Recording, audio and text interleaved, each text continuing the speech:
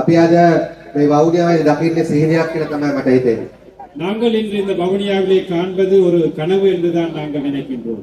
මොකද ඔබතුමාලා දන්නවා 2009 යුද්ධ වුණාට පස්සේ අපි දේශපාලන කටයුතු මේ උතුරු පළාතේ ආරම්භ කරනකොට අපිට මේ දේශපාලන නිදහස එවකට කවදිච්ච රාජපක්ෂ පාලනය ලබා දුන්නේ නැහැ.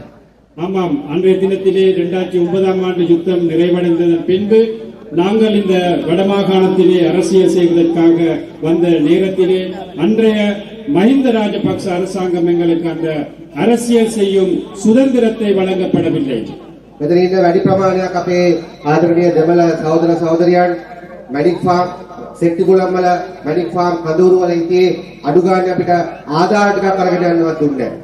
இங்கிருக்கும் கணிசமான தோழர் தோழிகளை எடுத்துக்கொண்டால் எங்களுக்கு தெரியும், மணிக் ஃபார்ம் அந்த இடம்பெயர் முகாம்களிலே யுத்தத்திற்கு பின்பு நீங்கள் இருந்திருப்பீர்கள். அந்த முகாம்களுக்கு உங்களுக்கான உதவிகளை செய்வதற்கு கூட அந்த அரசாங்கம் எங்களுக்கு இடமளிக்கவில்லை. அந்த நேரத்திலே ඒත් අපි ඒකට බය වෙන්නේ නැතුව අපි 2012 දී වවුනියාවේ නගර සභා පිටේනියේදී විශාල උත්සාහයක් දාලා අපි පළවෙනි දේශපාලන රැස්වීම කළා. நாங்கள் அவற்றுக்கு பயப்படாமல் அன்றைய அந்த கால சூழலில் கூட 2012ஆம் ஆண்டு நாங்கள் இந்த வவுனியாவிலே நகரசபை மைதானத்திலே நாங்கள் மிகப்பெரிய ஒரு கூட்டத்தை நடாத்தி காட்டினோம். அந்த நேரத்திலே ඒත් සහෝදරයා අපිට වවුනියාවේ මැදිනියක් කරන්න අපිට ශක්තිය තිබුණේ නැහැ. ஆனாலும் வவுனியாவிலே நமக்கு ஒரு மேதினம் இந்த மாதிரி கூட்டம் ஒன்று நடத்துவதற்கு எங்களுக்கு பலமான அந்த காலகட்டம் அந்த சூழல் இருக்கவில்லை. 2015 පස්සේ අපි උතුරු පළාතේම අපේ සහෝදර සහෝදරයන් එකතු කරලා අපි හැම විටම මැදිනිය කළේ යාපනය තුල. 2015ஆம் ஆண்டுக்கு பிறகு இந்த வடமாகாணத்திலே இருக்கும் அனைத்து தோழர் தோழிகளை ஒன்றிணைத்து நாங்கள் யாழ்ப்பாணத்திலே தான் மேதின பேரணியும் கூட்டமும் நாங்கள் நடத்தினோம். නමුත් අද අපි ඒ සිහිනය සබා කරමින් වන්නි දිස්ත්‍රික්ක ජනතාවත් එක්ක අද මේ වවුනියාවේදී ජාත්‍යන්තර වැඩ කරන ජනතා දිනය සමරනවා. அந்த கனவை நனவாக்கும் வகையிலே இன்றைய தினத்திலே இந்த வன்னி மாவட்டத்திலே அனைத்து தோழர் தோழிகளும் தொழிலாளர்களை ஒன்றிணைத்து நாங்கள் மிகப்பெரிய மேதின கூட்டத்தை இன்று நாங்கள் நடாத்தி கொண்டிருக்கின்றோம். இந்த நேரத்திலே ඒකට ආශිර්වාද කරනද අහසත් අපිට උදව් කරනවා රැස්වීම හොඳට කරගෙන යන්න කියලා. இதற்கு ஆசீர்வதிக்கும் வகையில் இன்று வானம் கூட எங்களுக்கு ஆசீர்வதித்துக் கொண்டிருக்கின்றது. மழை இல்லாமல் கடும் வெயில் இல்லாமல் இந்த கனவை நனவாக்குவதற்காக. මේසරේ ජාත්‍යන්තර සම්පූර්ණ එනකොට අපි පක්ෂ මූලස්ථාන ලෙස කල්පනා කරා ප්‍රශ්න දෙකක් ගැන. இன்றைய இந்த வருடத்திலே மே தினம் வரும் போது நாங்கள் தலைமையகம் என்ற அடிப்படையிலே 2 விடயங்களை நாங்கள் கருத்தில் கொண்டோம். එකක් තමයි අපි තෙල් ප්‍රශ්න නිසා විශාල පිරිසක් කොළඹට ගෙනියන්න ගියොත් යන වියදම පිළිබඳව අපි කල්පනා කරා. ஒன்று, இன்றைய காலகட்டத்திலே இந்த எரிபொருள் தட்டுப்பாடு பிரச்சனை ஒன்று இருக்கின்றபடியால் கொழும்புக்கு கணிசமான தோழர் தோழிகளை கொண்டு போகும் போது அதில் ஒரு சிக்கல் ஏற்படும் என்பதை நாங்கள் கருத்தில் எடுத்தோம். ඊළඟ ප්‍රශ්නේ තමයි අපි 103 ඉන්නකොටත් අපි ගෝල් ෆේස් එක පෙරෙව්වා. ඉතින් කොළඹට ලක්ෂ ගණනක් ගෙනල්ලා අපි කොහෙද තියන්නේ කියන ප්‍රශ්නේත් අපිට ඉස්සරහා තිබුණා. அடுத்த விடயம் தான், எங்களுக்கு 3% வாக்கு இருந்த காலகட்டத்திலும் உங்களுக்கு தெரியும், நாங்கள் கோல்பேஸ் மைதானத்தை நிரப்பி பெரிய ஒரு கூட்டம் ஒன்று வைத்தோம். ஆகவே இன்று ஆளும் அதிகாரத்தில் இருக்கும் நாங்கள் எந்த மைதானத்தை நிரப்புவது என்பது அந்த கேள்வி எங்கள் முன்னிருந்தது. ඒ නිසා වෙනදා රට පාලනය කරපු අය වෙනදා ලොකු මැදින කරපු කට්ටිය අද බිරියානි දවසා දෙද්දී සමහරු මෙලෝඩියක් කරගන්න බැරුව කටයුතු කරද්දී අද අපි දේශීය මක්කල් ශක්ති විදියට මුළු ලංකාවේ සෑම මැතිවරණ දිස්ත්‍රික්කයකම දැවන්ත ලෙස ජාත්‍යන්තර කම්කරු දිනය සමරනවා. இன்றைய தினத்திலே இந்த நாட்டில் கடந்த காலங்களிலே ஆட்சி செய்த ஆட்சியாளர்கள் மேதின கூட்டங்களை வைக்க முடியாமல் பிரியாணி நன்கொடைகளை அல்லது பிரியாணிகளை இலவசமாக வழங்கிக் கொண்டிருக்கும் நேரத்திலே இன்னும் ஒரு சிலர் எந்த ஒரு கூட்டத்தையும் வைப்பதற்கு தகுதி இல்லாமல் யோசித்துக் கொண்டிருக்கும் நேரத்திலே தேசிய மக்கள் சக்தியிலே நாங்கள் நாடளாவிய மட்டத்திலே 21 பிரமாண்டமான கூட்டங்களையும் பேரணிகளையும் இன்று நடாத்தி கொண்டிருக்கின்றோம். இந்த நேரத்திலே මොකක්ද ජාත්‍යන්තර කම්කරු දිනයේ වැදගත්කම? சர்வதேச தொழிலாளர் தினத்திலே இருக்கும் முக்கியமான விடயம் என்ன?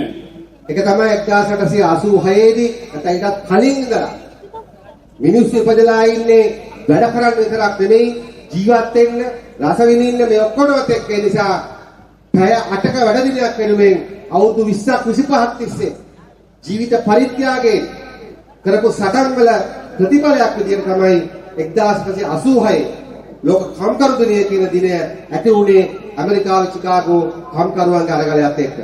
அதாவது 1886ஆம் ஆண்டுக்கு முதலையும் மக்கள் அவர்கள் யோசித்தார்கள், நாங்கள் இருப்பது தொழில் செய்வதற்கு மட்டுமல்ல, எங்களுக்கு பொழுதுபோக்கு, எங்களுக்கு நித்திரை, அதே போன்று ஓய்வு தேவை என்று நடத்திய போராட்டம் தொடர்ச்சியாக 20-25 வருடங்களாக நடத்திய போராட்டம் தான் 1886ஆம் ஆண்டு வெடித்து உயிர் தியாகங்களை செய்து 8 மணித்தியால அந்த வேலை செய்யும் உரிமையும் மற்ற ஓய்வு நேரங்களையும் தேவை என்று நடத்திய போராட்டம் வெற்றி கண்டு அந்த உயிர் தியாகத்துடன் நடாத்திய அந்த தினம்தான் இந்த சர்வதேச தொழிலாளர் தினம் என்று நாங்கள் குறிப்பிடுகின்றோம். ඒ පැයකට වැඩ දිනයක් ඉඳලා සටන් කරපු ඇමරිකාවේ කම්කරු නායකයෝ වැඩි ප්‍රමාණයක් එල්ලලා මරුවා නැත්තම් හිරේ දැම්මා. அவ்வாறான அந்த பயங்கரமான போராட்டத்தை நடாத்திய தொழிற்சங்க தலைவர்களை தூக்கிலிட்டு கொலை செய்தார்கள். அவ்வாறான கொடூரமான தண்டனைகள் அவர்களுக்கு வழங்கப்பட்டது அமெரிக்காவின் அந்த நாட்டிலே அன்றைய தினத்திலே. ඒ කාලේ වැඩ දිනය පැය 14යි පැය 16යි. அன்றைய காலகட்டத்திலே தொழில் செய்யும் நேரம் என்பது ஒரு நாளைக்கு 14 மணித்தியாலம் அல்லது 16 மணித்தியாலங்கள் வேலை செய்ய வேண்டிய நிலை இருந்தது. ඒ සටන් කරපු කිසිම කම්කරු නායකයෙක්ට පැය 8 වැඩ දිනය භුක්ති විඳින්න හම්බුන්නේ ආදරණීය සහෝදරයා සහෝදරි. ஆனாலும் அந்த போராட்டம் நடத்தி உயிர் தியாகம் செய்ததனால் அந்த போராட்டத்தை அனுபவிப்பதற்காக, அந்த சுதந்திரத்தை அனுபவிப்பதற்காக அந்த தலைவர்கள் யாருமே உயிரோடு இருக்கவில்லை. அப்ப ඒගොල්ලන්ගේ සටනේ ප්‍රතිඵලයක් විදියට දැන් අවුරුදු 100කට වැඩි කාලයක් තිස්සේ ලෝකෙ පුරාම හැම රටකම වගේ මේ පැය 8 වැඩ දිනය පිළිඅරන් තිබෙනවා. ඒ නිසා අපිට යුතුයකමක් තිබෙනවා. අපි වෙනුවෙන් සටන් කරලා දිවි දුන්නු ඒ ලෝකේ කම්කරු නායකයන් පෙන්වනවා කොහොමද මැරිච්ච නැති අය මරුණා කියලා බලහත්කාරයෙන් DNA ටෙස්ට් කළා මේ මිනිමරුවන් ඇත්ත මිනිමරුවන් ආරක්ෂා වෙන්න නඩු අඩපිට ගැහුවේ කොහොමද? அதே போன்று மிகப்பெரிய ஒரு சம்பவமான மிகப்பெரிய அழிவுமிக்க குண்டுவெடிப்பான ஈஸ்டர் ஞாயிறு தாக்குதல், அந்த தாக்குதல் இடம்பெற்ற அந்த விசாரணைகள் எவ்வாறு திசை திருப்பப்பட்டு உயிரோடு இருக்குமவர்களை இல்லாதவர்கள் என்று கூறிக்கொள்வதற்காக பலவந்தமாக அந்த DNA பரிசோதனைகளை செய்து அந்த விசாரணைகள் திசை திருப்புவதற்காக அன்றைய ஆட்சியாளர்கள் எவ்வாறு நடந்து கொண்டிருக்கிறார்கள் என்று இன்றைய காலகட்டத்திலே ஊடகத்தில் வரும் அந்த தகவல்களுக்கு ஏற்ப எங்களுக்கு விளங்கிக் கொள்ள முடியுமாக இருக்கின்றது. ரணில் බලයට පත් වුණාට පස්සේ මිනිස්සු දීපු හැම උද්ඝෝෂණයකම පහර දුන්නා. ரணில் பதவிக்கு வந்ததன் பின்பு சாதாரண மக்களுடைய அனைத்து ஆர்ப்பாட்டங்களுக்கும் நியாயமான ஆர்ப்பாட்டங்களையும் ரணில் விக்ரமசிங்கே தாக்கினார். සහෝදරසරා පිරුල ඉන්නවාද? ඔබතුමාලගේ සගයෝ මාත්‍ය සගයෝ වැඩි ප්‍රමාණයක් රට දාලා ගියා පඩබයි. இப்ப இங்கு காணப்படுகின்ற நிறைய ஊடகவியலாளர்கள், ஆனால் அந்த காலகட்டம் உங்களுக்கு ஞாபகம் இருக்கும், உயிருக்கு அச்சம் இருந்ததனால் நிறைய ஊடகவியலாளர்கள் நாட்டை விட்டு வேறு வேறு நாடுகளுக்கு அவர்கள் ஓடி போனார்கள். උතුරපුරාම බූයේ ඉඳලා කේකේස් දක්වා චෙක් පොයින්ට් වලින් එක පුරවලා තිබුණා. வட மாகாணத்தை எடுத்தாலும் இந்த பூவாயில் தொடங்கி காங்கேசன் துறை வரையும் இருக்கும் இந்த இடத்திலே எவ்வளவோ சோதனை சாவடிகளை போட்டுதான் அந்த காலகட்டத்தில் நாங்கள் கண்டோம் அந்த சூழல். මදහුවක වෙලාවකදී මොකද්ද පදනම යුද්ධය කරලා අවුරුදු 10කට පස්සේ උතුරු පළාත විතරක් වැඩියෙන්ම චෙක් පොයින්ට් තියාගන්න හේතුව මොකක්ද කියලා. ஒரு தடவிலே தோழர் கேட்டிருக்கின்றார், யுத்தம் முடிந்து 10 வருடங்களுக்கு மேலாக கடந்திருந்த நிலையிலும் ஏன் இவ்வளவு தென்பகுதியிலே இல்லாத அளவுக்கு ஏன் வடமாகாணத்தில் இவ்வளவு செக் பாயிண்ட்கள் அல்லது சோதனை சாவடிகளை நீங்கள் நடாத்தி செல்கிறீர்கள் என்று. එතකොට කිව්වා උතුරෙන් තමයි වැඩියෙන්ම කුඩු ගේන්නේ කියලා. அப்போது கூறினார்கள், வடமாகாணத்தில் இருந்தால் அதிகூடிய போதை வஸ்து தென் மாகாணத்துக்கு போகின்றது என்று. ඒ කාලේ හිටපු පාලක එහෙම තමයි කිව්වේ. அன்றைய காலகட்ட ஆட்சியாளர்கள் இவ்வாறு தான் கூறினார்கள். අද අපිට පේනවා වැඩියෙන්ම කුඩු ගේන්නේ දකුණේ බෝට්ටු වලින් නැත්තම් බස් වලට පළාතේ බෝට්ටු වලින් කියලා. இன்று நாங்கள் கண்கூடாக காண்கின்றோம், அதிகூடிய போதை வஸ்து எங்கிருந்து வருகின்றது? தென் மாகாணத்திலே பசு வண்டிகள் அல்லது அந்த படகுகள், அந்த அவ்வாறான நிலையிலே தான் போதை வஸ்து அதிகளவாக வருகின்றது. රට තිබුණේ ඒ විදියට පුළුවන් හැම මිනිහම පාස්පෝර්ට් එකක් හදාගෙන ලංකාව දාලා යන්න තමයි මගේ අමතාතේ හිටියේ. நாடு இருந்தது அவ்வாறான நிலையிலே தான் வெளிநாட்டுக்கு போகக்கூடிய அனைவருமே ஒரு பாஸ்போர்ட்டை செய்து கொண்டு வெளிநாடுகளுக்கு போவதற்காகத்தான் எல்லாருமே முயற்சித்துக் கொண்டிருந்தார்கள். මේ පාස්පෝර්ට් පොලි හැදිච්ච හේතුව මොකක්ද? அந்த பாஸ்போர்ட் நீண்ட வரிசைகள் මේ රටේ ඉන්න බැරි නිසා රට කොහොම හරි දාලා යන්න තමයි මිනිස්සු උත්සාහ කළේ. இந்த நாட்டில் இருக்க முடியாதபடியால் இந்த நாட்டை விட்டு செல்வதற்காகத்தான் பாஸ்போர்ட் செய்ய அவர்கள் முயற்சித்தார்கள். ඕක තමයි ඔබතුමාලා 2024 සැප්තැම්බර් වල ලංකාව අනුරතෝලට බාර වෙනකොට තිබිච්ච රටමගේ අමතාව. இவ்வாறான நிலையிலே தான் அனுரதோழருக்கு இந்த நாட்டை செப்டம்பர் மாதம் 24ஆம் ஆண்டு கையளிக்கும் போது இருந்த நிலை. දැන් එනවා කියන්න අර ගෝඨාභයගේ ගෝලයයි එක එක්කෙනා ගෝල වෙනවා අපිට තෙල් පෝලිං ගෑස් පෝලිං ගැන කියලා. இப்போ அவ்வாறு இந்த நாட்டை தள்ளிய கோட்டாபய ராஜபக்சர்களுடைய சிஷ்யர்கள் வாரார்கள். இந்த நாடை இப்போது எண்ணெய் பிரச்சனை இருக்கு, நாடு பிரச்சனையாக இருக்கின்றது என்று கூறுவதற்காக. ඒ නිසා ඔබතුමාලා 2024 සැප්තැම්බර් මාසේ හදාගත්ත ඒ ජනතාවාදී ආණ්ඩුව තමයි දැන් මේ මාස 18ක් කාලය ගත කරලා තිබෙන්නේ. அவ்வாறு நீங்கள் அமைத்துக் கொண்ட அரசாங்கம் தான் கிட்டத்தட்ட 18 மாத காலமாக இந்த நாட்டிலே நிலவி வருகின்றது. අපි රටේ ආර්ථික විස්තර කළ තිබෙනවා, රටේ ජාතික ආරක්ෂාව විස්තර කළ තිබෙනවා, රටේ ජාතිවාදී ගැටුම් කලකෝලහල මුකුත් නැති තත්ත්වයක ගෙනල්ලා තිබෙනවා, කුඩු අල්ලනවා, ජාතිවාදී නැති මට්ටමටම පහළට දාලා තිබෙනවා. අපි විස්තර රටක් හදලා තිබෙනවා, ලෝකෙ පිළිගන්න රටක් හදලා තිබෙනවා. இந்த 18 மாத காலத்தில் உங்களுக்கு தெரியும், எமது நாட்டின் பொருளாதாரத்தை நாங்கள் உறுதிப்படுத்தியிருக்கின்றோம். அதே போன்று எமது நாட்டிலே தேசிய பாதுகாப்பை உறுதிப்படுத்தியிருக்கின்றோம். இந்த நாட்டிலே போதை வஸ்து, பாதாள உலகம் போன்ற இதுகளை நாங்கள் கட்டுப்படுத்திக் கொண்டு வருகின்றோம். ஆகவே இந்த நாட்டில் உலகமே ஏற்றுக்கொள்ளும் அளவுக்கு நாங்கள் ஒரு உறுதியான நாட்டை இந்த குறுகிய காலத்திலே நாங்கள் அமைத்திருக்கின்றோம். දැන් ලබන සතියේ විතරක් ලංකාවේ ජනාධිපතිවරු දෙන්නෙක් එනවා, වියට්නාම් ජනාධිපතිතුමා මාල්දීව ජනාධිපති. இந்த எதிர்வரும் காலங்களிலே இந்த நாட்டிற்கு 2 நாடுகளிலே பிரதமர்கள் தலைவர்கள் வருகின்றார்கள். மாலைத்தீவு பிரதமரும் வியட்நாம் நாட்டிலே அந்த தலைவர்கள் 2 தலைவர்கள் இந்த நாட்டுக்கு எதிர்வரும் காலங்களிலே வருவார்கள். සිය ජනාධිපති කාලේ කවුද ලංකාවට ආවේ? எமது ரணில் விக்ரமசிங்க இது இருந்த நாட்டு அந்த காலகட்டத்திலே எந்த உலக நாட்டிலே எந்த தலைவர்கள் இந்த நாட்டுக்கு வந்தார்கள்? එහෙම කවුරුත් ආවේ නැහැ. அவ்வாறு யாருமே இந்த நாட்டுக்கு வரவில்லை. ඒ නිසා අපි ආණ්ඩුවක් විදියට ආදරණීය අමතාත සහෝදර සහෝදරිය මේ මාස 18 ඇතුළතදී ඔබතුමා ළඟදී දැක්කා ඇමරිකාවේ අර සාමපාගමකට ආපු ස්වාමීන් වහන්සේලා උන්වහන්සේලා මොකද්ද ලෝකෙට පෙන්වන්නේ? ඒ වගේම තමයි ඔබතුමාලා දන්නවා අපි ඊට අමතරව රටක් වශයෙන් ගත්තොත් රටේ කිසිම කොන්දේසියකට යට වෙන්නේ නැතුව රටේ තියෙන ඔබතුමාලා හම්බ කරලා දුන්නු බදු මුදල් වලින් තමයි අපි මේ සියලුම සංවර්ධන කටයුතු කරගෙන යන්නේ. அதே போன்று உங்களுக்கு தெரியும், ஒரு நாடு என்ற வகையிலே இந்த மக்களுக்கு அளிக்கும் நிவாரணங்கள், உதவிகள் என்பது உங்களுடைய வரிப்பணம். அந்த உங்களுடைய வரிப்பணத்தை பாதுகாத்து திருடாமல் வீண் விரயம் செய்யாமல் நாங்கள் மக்களுக்கு அதன் பலன்களை பெற்றுக் கொடுப்பதற்காக நாங்கள் செயல்பட்டுகின்றோம். ඉතිහාස කවදාවත් වෙන් කරපු නැත්තර මුදල් ප්‍රමාණයක් අපි උතුරේ සංවර්ධනයට වෙන් කරමින් ඉන්නවා කාර්යවල හදන්න හැමදේටම. வரலாற்றில் ஒருபோதும் ஒதுக்காத பெரிய அளவு தொகையான நிதியை நாங்கள் வடமாகாணத்தின் அபிவிருத்திக்காக கடந்த எமது இந்த காலகட்ட இந்த ஆட்சி காலகட்டத்தில் நாங்கள் ஒதுக்கி இருக்கின்றோம். අධ්‍යාපන ප්‍රතිසංස්කරණ පටන් ගන්න තිබෙනවා. கல்வி சீர்திருத்தங்கள் ஆரம்பித்திருக்கின்றன. ඒ විතරක් නෙවෙයි ඔබතුමාලා දන්නවා රටේ ජනතාවගේ ලොකු මුණාවක් තමයි මොකද්ද?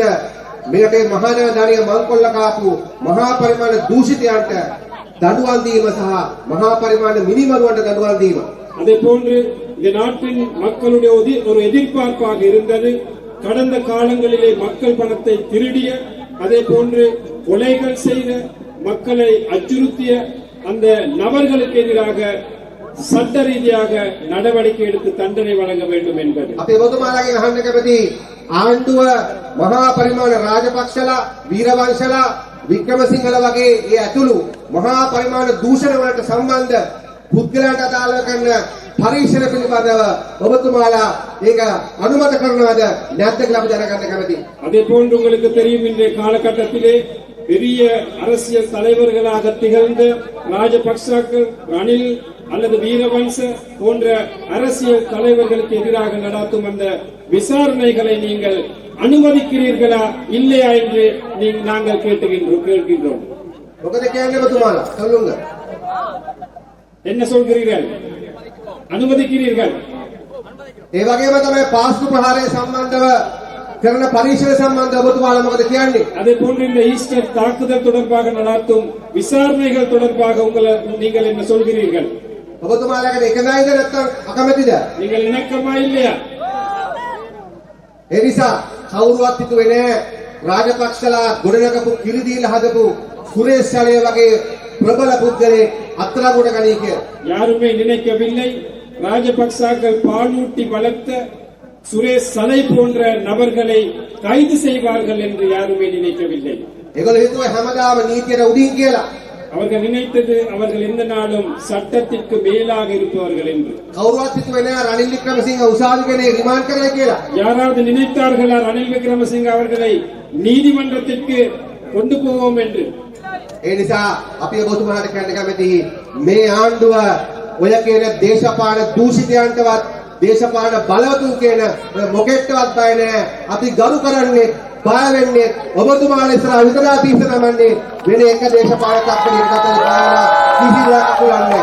ஆகவே நாங்கள் எந்த ஒரு பெரிய அரசியல்வாதிகளுக்கோ அரசியல் தலைவர்களுக்கோ நாங்கள் பயப்படுவதில்லை. நாங்கள் பயப்படுவது இந்த மக்களுடைய ஆணைக்கு, மக்களுக்குத்தான் நாங்கள் பயப்படுவோம்.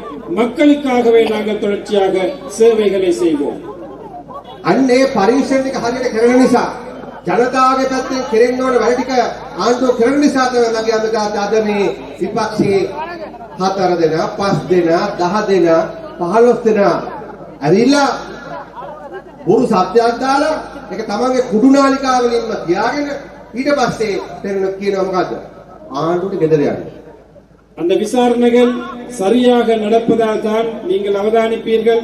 எதிர்கட்சியில இருக்கும் 5 பேர் 10 பேர் அல்லது 15 பேர் இவ்வாறான கொஞ்சம் பேர் போய் இந்த அரசாங்கத்துக்கு எதிராக பொய்யான கருத்துக்களை பரப்பி இந்த அரசாங்கம் வெளியேற வேண்டும் என்ற அந்த குரலை எழுப்பிக் கொண்டிருக்கிறார்கள் அவர்கள். என்றால் எதிர்வரும் காலங்களிலே எந்த ஒரு பிரச்சனை நெருக்கடி வந்தாலும் இந்த நாட்டின் பொருளாதாரத்தை சரிய விடாமல் சரியான திசையிலே நாங்கள் கொண்டு போவோம் என்பதை நாங்கள் மிகவும் உறுதியாக கூறுகிறோம்.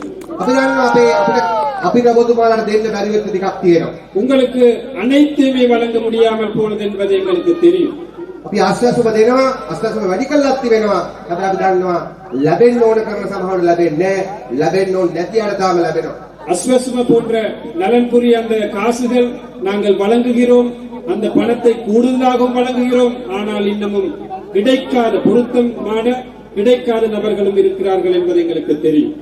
අපි රුපියල් කෝටි 2000ක් වෙන් කළ තිබුණට උතුරු පළාතේ පුංචි පුංචි පාරවල් හදන්න ඒකේ ප්‍රගතිය මදි. මොකද අපේ රාජ්‍ය නිලධාරී තන්ත්‍රය තුලේ අඩුපාඩු කණු අකාර්යක්ෂමතාවයක් තිබෙනවා.